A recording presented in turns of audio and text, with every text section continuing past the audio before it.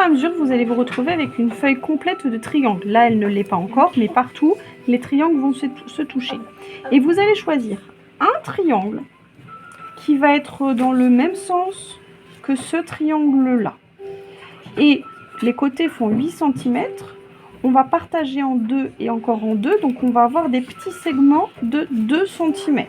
Donc là, si je mets ma règle avec les 8 cm, il va falloir être très précis.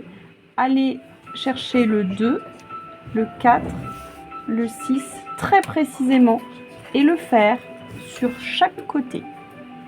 Le 2, le 4, le 6 et le 2, le 4, le 6. Puis, on va faire attention à relier comme sur la petite figure ici. Donc, le premier avec le deuxième, ça veut dire que je relie comme cela. Et je vois que c'est pareil de l'autre côté. Et je continue à relier comme sur le modèle.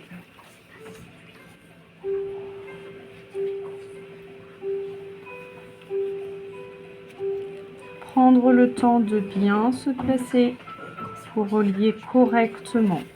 Et je termine avec la petite croix en haut.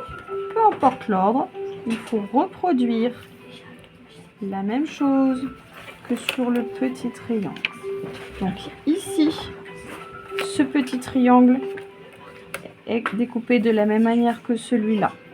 Maintenant, je vais me servir, on reconnaît le petit triangle de couleur, le même que celui-là. Là, en fait, il y a 4 triangles. Un triangle, 2 triangles, 3 triangles, 4 triangles.